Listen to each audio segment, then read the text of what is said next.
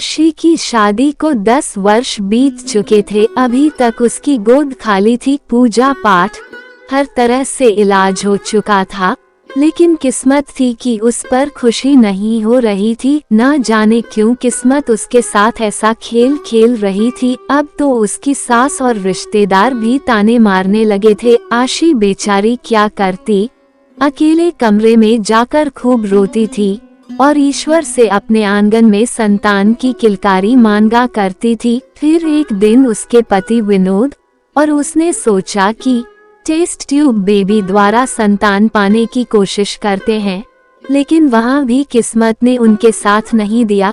2 बार असफलता हाथ लगी। आशी बहुत कमजोर हो चुकी थी। अब उन्होंने किसी अनाथ बच्चे को गोद लेने का निर्णय लिया। उन्होंने अनाथ आश्रम में और कई अस्पतालों में जाकर अपना नाम लिखवा दिया।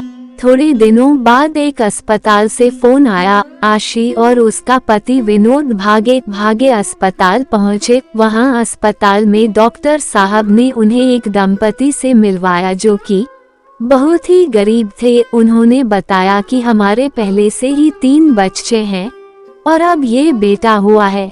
हमारा गुजारा बहुत मुश्किल से होता है। अब इस चौथी संतान को पालना हमारे बस में नहीं। आप इसे गोद लेना चाहते हैं तो ले सकते हैं। आशी और विनोद उसे गोद लेने के लिए तैयार थे। अस्पताल में उन्होंने डिलीवरी पर आने वाला खर्च जमा करवा दिया और बच्चों के माँ बाप को भी कुछ रुपए देने की कोशिश की, लेकिन उन्होंने गरीब होते हुए भी रुपए लेने से इनकार कर दिया। उन्होंने कहा, हम चाहते हैं कि हमारा बच्चा अच्छी जगह पल जाए, क्योंकि हम उसे कुछ नहीं दे पाएंगे। हम अपने बच्चे को बेच नहीं रहे, इसीलिए हम पैसे नहीं ले सकते। आशी और विनोद ने उन्हें बाकी 3 बच्चों का वास्ता देकर बड़ी मुश्किल से कुछ रुपए पकड़ाए। वे लोग उसे बच्चे को लेकर घर आ गए। आशी और विनोद बहुत खुश थे। उनके घर में रौनक आ गई थी। आशी की माँ ने नानी बनने की खुशी में आशी का घर उपहारों से भर दिया था। आशी कहती रही, माँ इतना खर्चा क्यों करती हो? माँ ने कहा, इतने वर्षों बाद खुशी मिली है, मुझे अपने मन की इच्छा पूरी करने दे। समय तेजी से गुजरता रहा।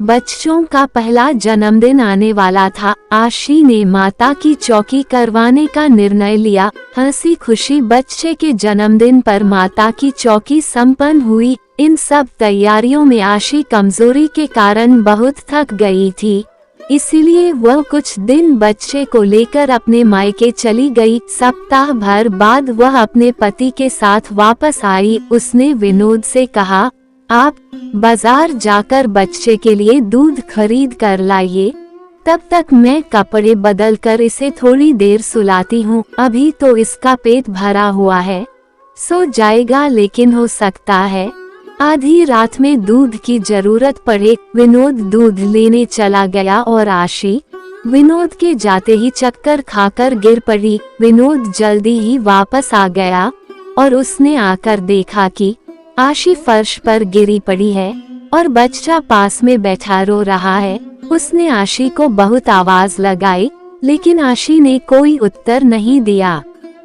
विनोद ने तुरंत टैक्सी मंगाई और आशी को अस्पताल ले गया और बच्चे को उसकी नानी के पास छोड़ आया। डॉक्टर ने पूछा, क्या इन्हें कुछ हुआ था? विनोद ने बताया, आशी को सिर में बहुत तेज दर्द था। डॉक्टर ने कहा, यह कोमा में चली गई है, अब कहाँ नहीं जा सकता कि इन्हें होश कब तक आएगा। कोमा में 1 महीने तक रहने के बाद आशी ने इस अवस्था में दम तोड़ दिया। आशी की किस्मत देखिए, पहले बच्चे के लिए तरसती रही और जब बच्चा आया तो खुद चली गई, और साथ ही बच्चे की किस्मत देखिए, पहले वाली माँ उसे पाल न सकी और दूसरी माँ को उसने खो दिया। बड़ी मुश्किल से विनोद ने 1 वर्ष व्यतीत किया।